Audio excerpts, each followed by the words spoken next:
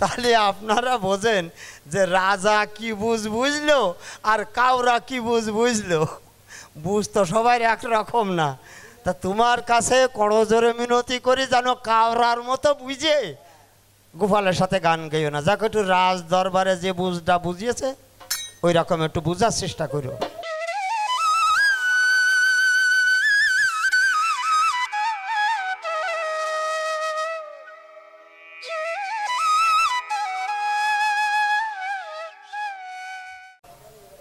আমার হিন্দু দাদার প্রতি নমস্কার, অন্য অন্য জাতির প্রতি আন্তরিক ধন্যবাদ।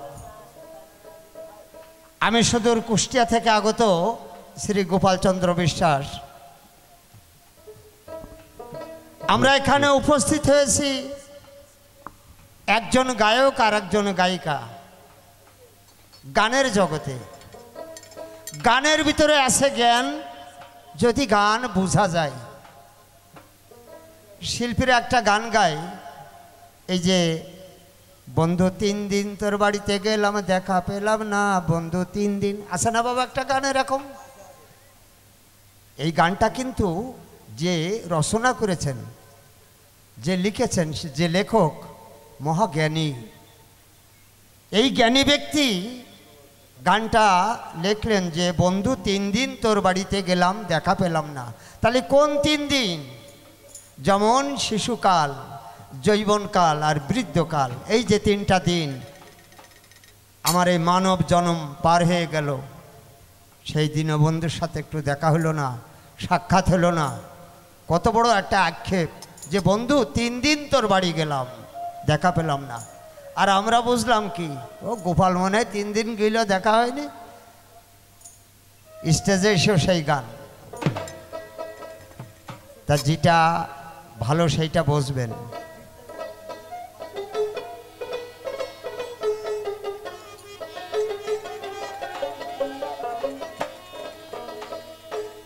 আমি জনমে জনমে খুঁজেছি তোমারে, আমি জনমে জনমে খুঁজেছি তোমারে,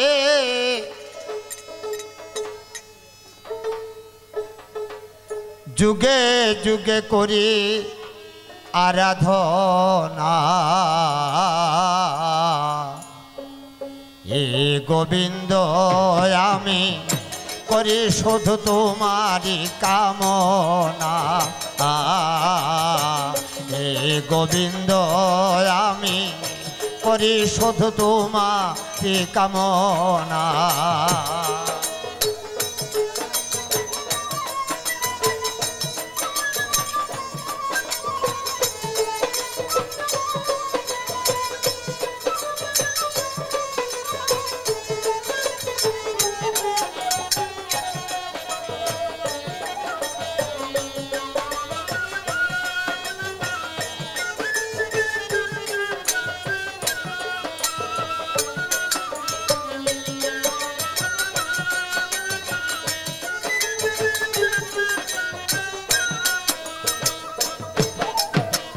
ময়ূর ময়ূরী বলে কদম্বর ডালে, বনফুলে গাতি প্রেমের মালা। ময়ূর ময়ূরী বলে কদম্বর ডালে, বনফুলে গাতি প্রেমের মালা। আমি পরাইব বলে প্রাণ গোবিন্দর গলে,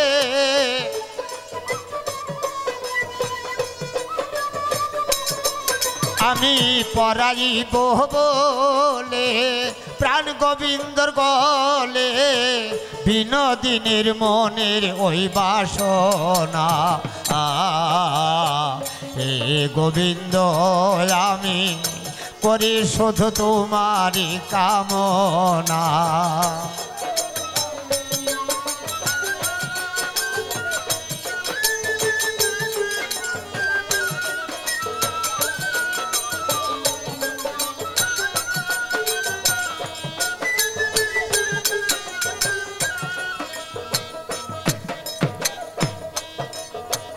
তুমি কত সুন্দর জানে আমার অন্তর, আমি ছাড়া অন্য কেউ জানে না।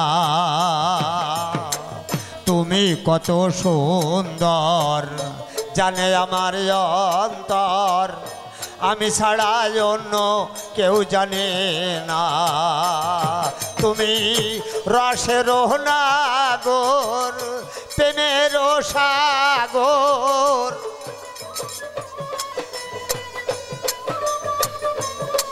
তুমি রসের নাগর, প্রেমের সাগর, তোমার তুল জগতে মেলে না। এ গোবিন্দ আমি করি শুধু তোমারই কামনা।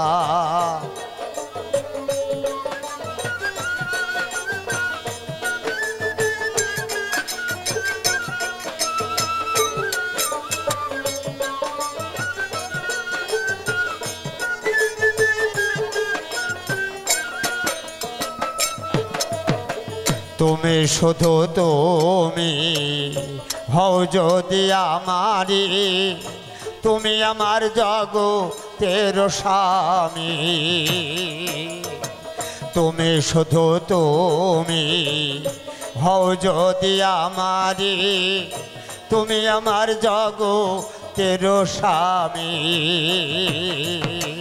তুমি আমি দুইজনে থাকবো সারা জীবনে,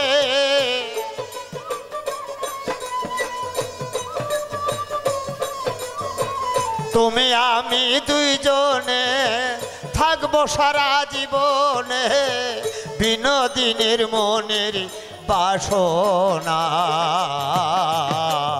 এ গোবিন্দ আমি করি শুধু তোমারই কামনা। এ গোবিন্দ আমি করি শুধু তোমারই কামনা। আমি জনমে জনমে খুঁজেছি তোমারে, যুগে যুগে করি আরাধনা। হে গোবিন্দ আমি করি শুধু তোমারই কামনা। তা ছোট্ট করে একটি গান গেয়ে বসে যাই, তার কাছে হালকা কিছু জিজ্ঞাসা করি।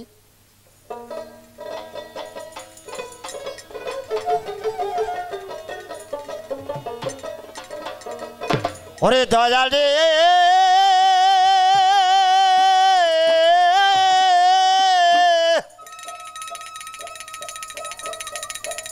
ওরে এই স্বামী খেদমত করতে পারলে, ও নারী স্বামীর খেদমত করতে পারলে খুশি হয় সেই পরো। আরো স্বামীর ভজন করো, কিয়া পারবেন স্বামীর ভজন করো। তুমি মেয়ে আর আমি পুরুষ, তুমি একটা নারী আমি পুরুষ, তোমার কর্তব্য কি? স্বামীর খেদমত করা। স্বামীর খেদমত করলে কি হবে? তুমি স্বর্গবাসী হতে পারো।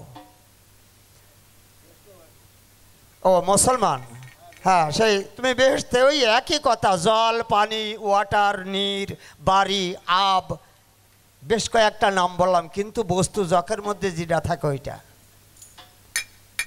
কিন্তু স্বামীর খেদমত করতে পারলে, স্বামীর খেদমত করতে পারলে খুশি হয় সেই পরো। আরো স্বামীর ভজন করো, আগে স্বামীর ভজন করো।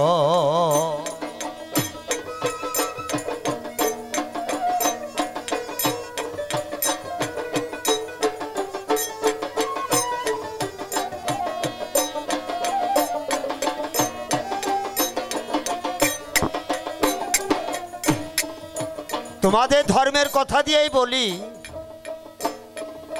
যেমন ফাতেমা জগৎ জননী স্বামীর খেদমত করছেন তিনি খুশি হয়ে সাই রব্বানি মা বলেছে তারও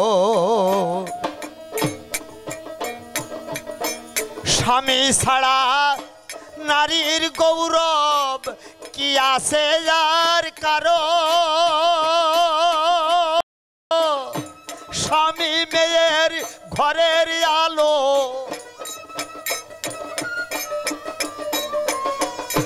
স্বামী মেয়ের ঘরের আলো না থাকলে সেই ঘরে অন্ধকার না থাকলে সেই ঘরে অন্ধকার আস্তে কি বাবা ঠিক না কিয়া পারভিনের মতো মেয়ে আস্তে এরকম একটা ঘরের ভিতরে রাখা হবে টিভি থাকবে সিডি থাকবে টাচফোন থাকবে কিন্তু আমার মতো একটা পুরুষ থাকবে না এই ঘরে ওই টিভি মুখে তাকালে ওর গা জ্বলিয়ে যাবে আর পড়িয়ে এরকম খুঁজবে পাশের বালিশি কেউ আছে কি আর যদি পাশের বালিশি কানা খুঁড়া অন্ধ যাই হোক একজন থাকে রাত্রি যদি খাওয়া দাওয়া নাও হয় তাও গল্প করতে করতে ঘুম এসে যাবে তাহলে গোপাল কি জিনিস বাড়ি যেয়ে চিন্তা করবা পাশের বালিশি যদি গোপালের মতো কেউ থাকে মহা আনন্দে ঘুম আসবে তাই বলছে স্বামী মেয়ের ঘরের আলো না থাকলে সেই ঘর অন্ধকার স্বামীর ভজন করো আগে স্বামীর ভজন করো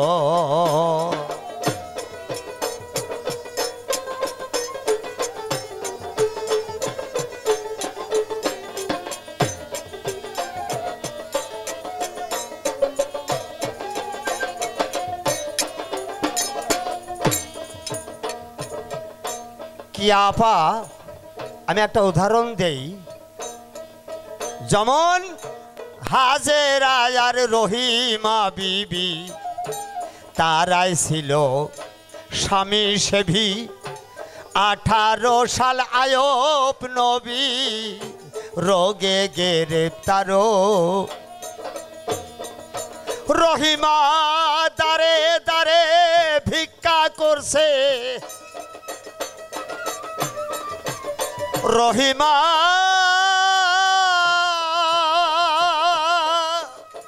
রহিমা দারে দারে ভিক্ষা করছে তবু হয় নাই সে অন্য কারো আস্তে এইরকম হতে হবে তবে ছোট্ট একটা জিজ্ঞাসা করব ভাই যদি জানা থাকে নতুন সংসার করা তো গান বহু গায়ক গায়িকার সাথে করেছি এর নতুন 10 দিনের মানে সেই বাসর ঘরে আসা মতো আজকে ওনার ভিতরে যে কি ভাবধারা আমার ভিতরে কি ভাবধারা এটা সম্পূর্ণ অজানা তবে ওই অজানার ভিতর দিয়ে ছোট্ট একটু জানতে চাই যে আস্তে আমি একটা বইতে পড়েছিলাম যে সংসার সুখের হয় রমণীর গুণে আবার সংসার ধ্বংস হয় নারীর কারণে আচ্ছা রমণও আমার মনে হয় মেয়ে নারীও মেয়ে নাকি বাবা একটু কথা বলবেন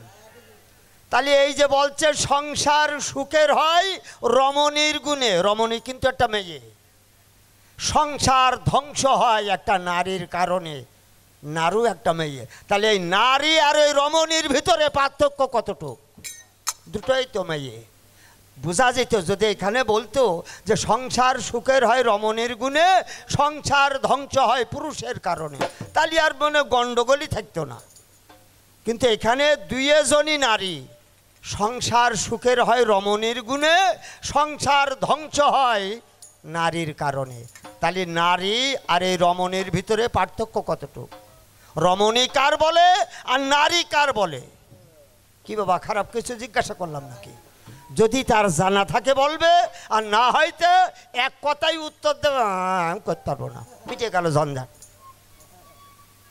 এর সহজ উত্তর হচ্ছে যে করতে পারবো না এর মতো উত্তর আর হয় না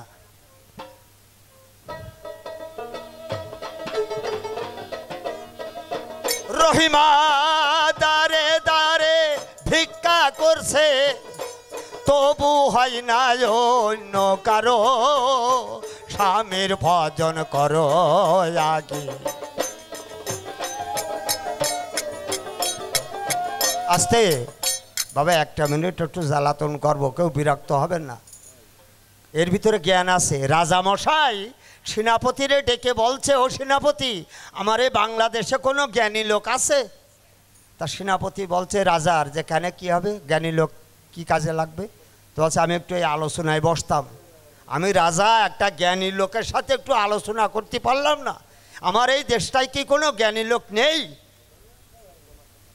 দেখো দিনই কালকে যে খুঁজে পাও কি?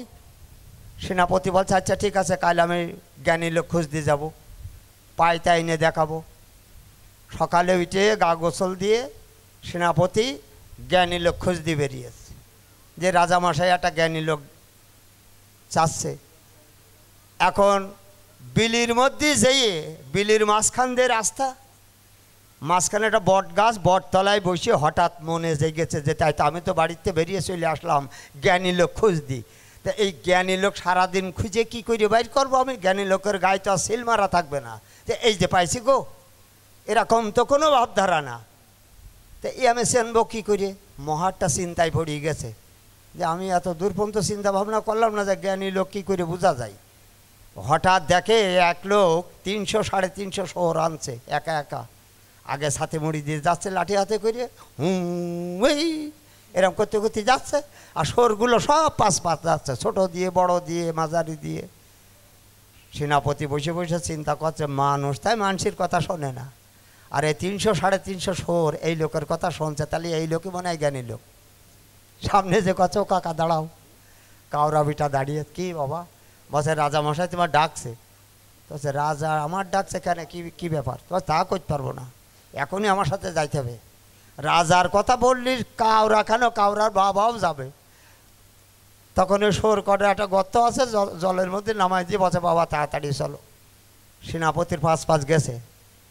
এখন রাজ দরবারে সেনাপতি আগে আগে যাচ্ছে, আর লাঠি, কাউরার হাতে একটা লাঠি আছে আর ঘাড়ে একটা ঝোলা। সিন দরজায় যেয়ে তাকিয়ে দেখে রাজা রাজ সিংহাসনে বসে আছে, সোজা দেখা যাচ্ছে। রাজাও দেখছে যে সেনাপতি একটা কাউরা ডেকে আনছে, আচ্ছা আসুক, সে যদি আলোচনা করি আমি শান্তি পাই। কাউরা তাতে কি হয়েছে, ও তো স্রষ্টার সৃষ্টি।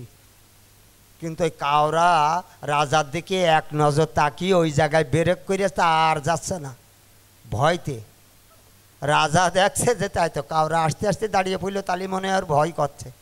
তখন রাজা ওই জায়গায় রাজ সিংহাসনে বসে কাউরার দিকে আমি এক আঙুল উঁচু করেছি। সেনাপতি কাউরা দেখলো যে রাজা আমার দিকে এক আঙুল উঁচু করলো।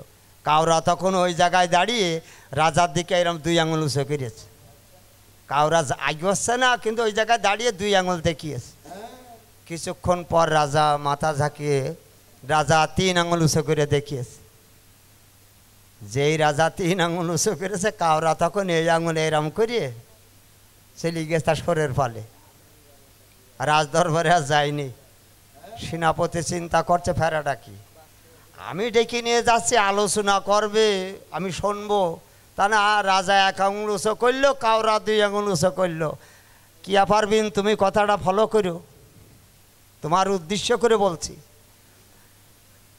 কাউরা 2 আঙুল উঁচু করলো, রাজা 3 আঙুল উঁচু করলো, কাউরা কলা দেখিয়ে চলে গেল। দাঁড়াও আমি রাজার কাছে আগে শুনে দেখি যে এই আঙুল উঁচু করে কি আলোচনা করলো। সেনাপতি রাজার কাছে যে বলছে রাজামশাই একটা জ্ঞানী লোক হোক আর যাই হোক আমি আনছিলাম, আমার ভালো লেগেছে, মনে করলাম এইটাই জ্ঞানী। তা এই যে আপনি 1 আঙুল উঁচু করলেন, আরে কাউরা 2 আঙুল উঁচু করলো, তারপরে দেখলাম আপনি 3 আঙুল উঁচু করলেন, কাউরা কলা দেখিয়ে চলে গেল। তা এই আপনারা কি আলোচনা করলেন একটু বলেন তো। রাজা বলছে সেনাপতি আমার দেশে যে এইরকম একটা জ্ঞানী লোক আছে আমার জানা ছিল না, সত্যিকারে আমি খুব খুশি হয়েছি, সত্যি একটা জ্ঞানীও। তা সেনাপতি বলছে কিরাম জ্ঞানী? তা বলছে শোনো, ও তো কাউরা নিচু জাত, তা ও আসতে আসতে দেখলে না যে দাঁড়িয়ে পড়ল, ওর ভয় করছে আমার প্রাসাদে আসতি। তা আমি তখন ওর বললাম, এই বিটা ভয় পাচ্ছিস কেন, তুই কি জানিস না একই স্রষ্টার সৃষ্টি, তুইও আমিও, এক ব্রহ্ম। তখন কাউরা আমার 2 আঙুল উঁচু করে দেখাইলে যে রাজামশাই এক ব্রহ্ম কিন্তু দ্বিতীয় নাস্তিক। তখন কাউরা 2 আঙুল উঁচু করে আমারে বুঝাইলো। আমি বুঝলাম যে না ঠিকই। তখন আমি 3 আঙুল উঁচু করে বললাম যে বিটা, ব্রহ্ম বিষ্ণু শিব এই 3 হইতে এক জীব। যেমন মুসলমানে বলে নবী আদম খুদবুত খুদা, এর ভিতরে নাহি জুদা, তুমি আসো। তখন কাউরা আমারে বলল যে রাজামশাই সঠিক অ্যান্সার, বলে চলে গেল। সেনাপতি বলছে যে তাহলে কাউরা কি বুঝেছে, তাহলে একটু শুনে আসি। এ তো রাজা বলল, কাউরা কি বুঝে উত্তর দিল।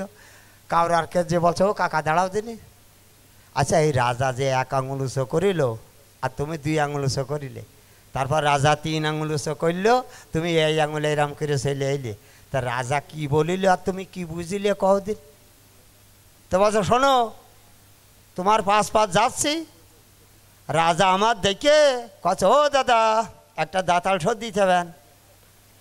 আমি চিন্তা করলাম যে রাজা জীবনে কোনো দিন কিছু চাই না, আজকে কি একটা মনে হয়েছে একটা দাঁতাল শোধ চাইল। তা আমি খুশি হয়ে বলিলাম যে না একটা না আমি 2 দিবান। তা তোমার এই লুবি রাজা সুযোগ পেয়ে কছে না 2 কি আমার হয় 3টে দিতে হবেন। হ্যাঁ আচ্ছা কদিন বাবা, আমিও তো পরে চাকরি করি, 2টোর বুঝ নাই কোনো রকম দিলাম, 3টের বুঝ কী করে দেবো। তা আসার সময় বলে আইলাম যে কেলা দিবান। তাহলে আপনারা বোঝেন যে রাজা কি বুঝলো আর কাউরা কি বুঝলো, বুঝ তো সবাই একরকম না। তা তোমার কাছে করজোরে মিনতি করি যেন কাউরার মতো বুঝে গোপালের সাথে গান গাইও না, যাকে একটু রাজ দরবারে যে বুঝটা বুঝিয়েছে ওই রকম একটু বুঝার চেষ্টা করো, যেন কাউরার মতো বুঝো না।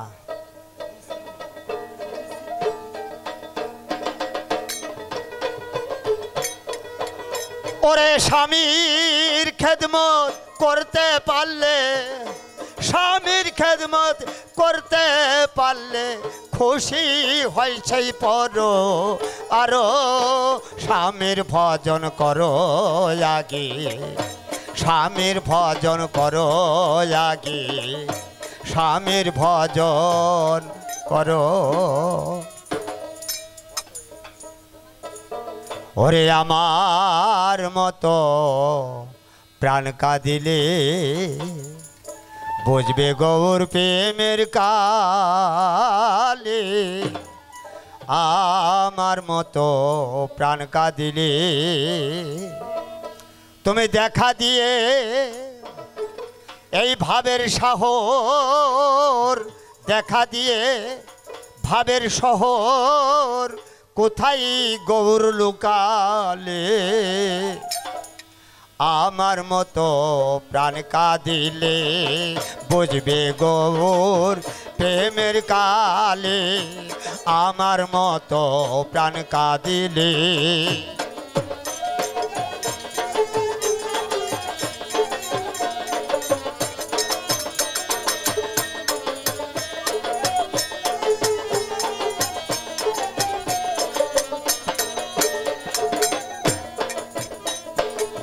যেদিন আমি গৌর হেরেছি, আমি কি আর আমি আসি, যেদিন আমি গৌর হেরেছি, আমি কি আর আমি আসি, আমি কি জানো কি হয়ে গেছি, আমি কি জানো কি হয়ে গেছি, প্রাণ কাঁদে চাঁদ গৌর বলে, আমার মতো প্রাণ কাঁদিলে বুঝবে গৌর প্রেমের কালে, আমার মতো প্রাণ কাঁদিলে।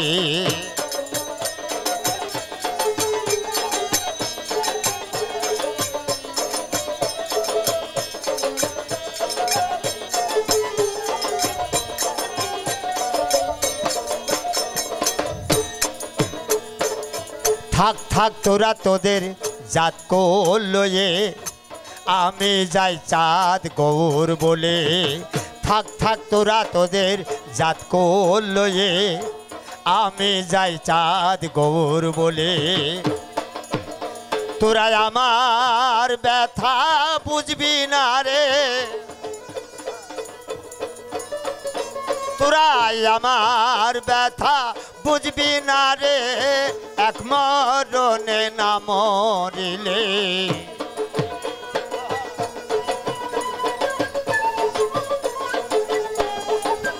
তোরা আমার ব্যথা বুঝবি না রে, এক মরণে না মরিলে। আমার মতো প্রাণ কাঁদিলে বুঝবে গৌর প্রেমের কালে, আমার মতো প্রাণ কাঁদিলে।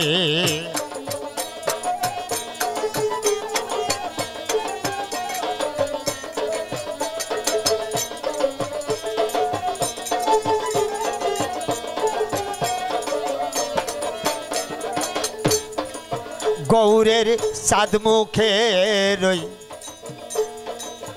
মধুর হাসি, ওই রূপ আমি ভালোবাসি। গৌরের চাঁদ মুখের ওই মধুর হাসি, ওই রূপ আমি ভালোবাসি। আমার লোকে করে দুষাদুষি, লোকে করে দুষাদুষি, গৌর বলে যাই গো চলে। আমার মতো প্রাণ কাঁদিলে বুঝবে গৌর প্রেমের কালে, আমার মতো প্রাণ কাঁদিলে। তুমি দেখা দিয়ে ভাবের শহর, দেখা দিয়ে ভাবের শহর, কোথায় গৌর লুকালে। আমার মতো প্রাণ কাঁদিলে বুঝবে গৌর প্রেমের কালে, আমার মতো প্রাণ কাঁদিলে। যে বন্ধু 3 দিন তোর বাড়িতে গেলাম, দেখা পাইলাম না। এই 3টা দিন হয়েছে শিশুকাল, যৌবনকাল, বৃদ্ধাকাল। এই 3টা কালে আমার সেই সৃষ্টিকর্তার দেখা সে পায়নি। তাই বলেছে না, যে 3টা কালে আমাকে যে সৃষ্টি করেছে আমি তার দেখা পাইনি। এটা ভুল কথা। আমার সৃষ্টিকর্তা বলেছে যে আমি সৃষ্টির যত জীব আছে আমি প্রত্যেকটা জীবের মাঝে বিরাজ করি। আমাকে তাদের ভিতরে খোঁজো, আমাকে তাদের ভিতরে পাবে। আমাকে তাদের ভিতরে খোঁজো, তাদের ভিতরে পাবে। আমার সৃষ্টি জীবকে যদি তুমি ভালোবাসো তাহলে আমার আর দেখার আর দরকার নাই। তাকে দেখলে আমারে দেখা হয়ে যাবে, তাকে দেখলে আমাকে দেখা হয়ে যাবে। যেমন বড় পীর আব্দুল কাদের জিলানী রহমাতুল্লাহ আলাইহি, তার মায়ের উদরে 6 মাস গর্ভে তার মায়ের, তখন এক ভিক্ষুক এসে দরজায় এসে বলে যে মা, আমার তোমার দরবারে ভিক্ষুক এসেছে, আমাকে কিছু ভিক্ষা দান করো। তখন বাড়িতে কেউ ছিল না। সেদিনকারে আমার মা জননী চৌকট আছে না, ঘরের যে চৌকট আছে না, চৌকটার নিচ থেকে ভিক্ষা দিতে গেছে। কিন্তু যখন ভিক্ষা দিল ওই ভিক্ষুক, তার হাতের রূপ দেখে ভিক্ষুক পাগল হয়ে গেল। সঙ্গে সঙ্গে তার হাত থাবা দিয়ে ধরলো। ধরার সঙ্গে সঙ্গে তখন সেদিনকারে সে বলেছিল যে হে পাক পরওয়ারদিগার, হে রব্বুল আলামিন, তুমি আমাকে, আমার ইজ্জতকে রক্ষা করো, আমাকে বাঁচাও।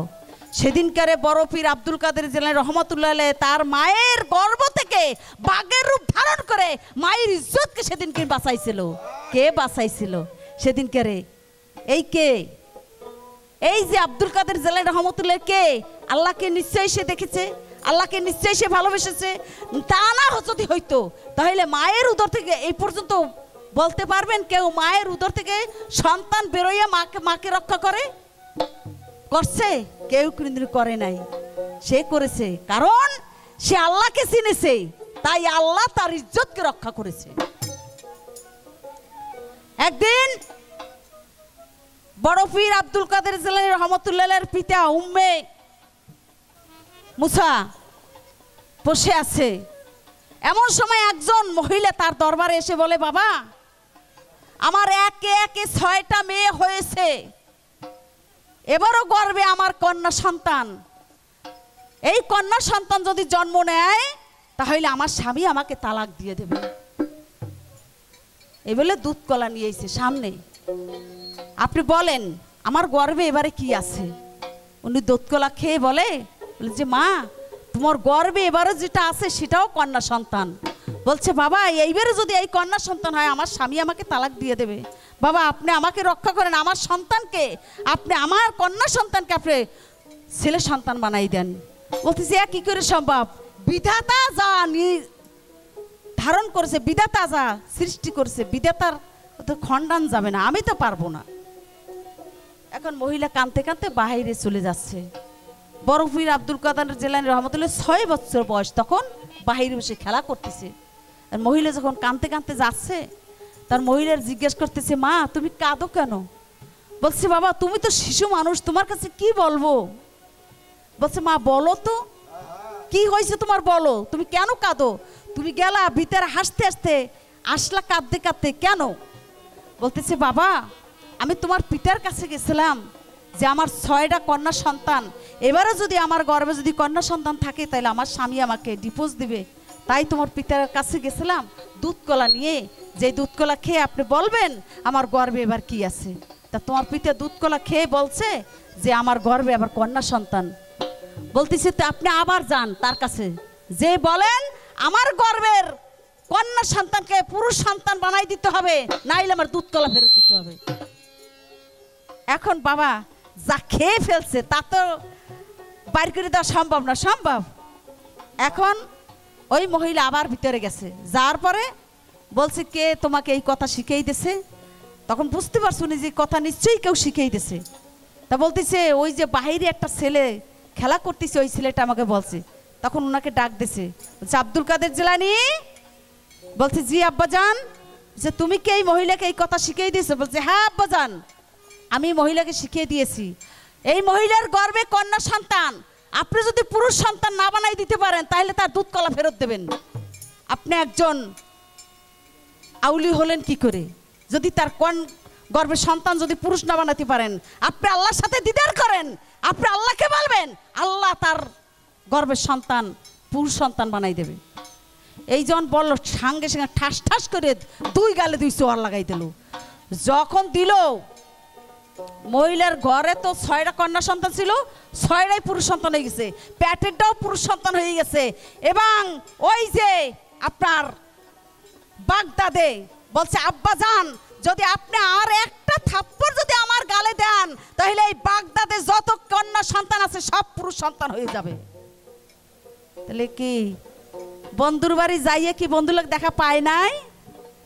অবশ্যই পাইছে। সেই কাজ করতে হবে, কাজ না করলে দেখা বড় কি করে, কাজ করতে হবে।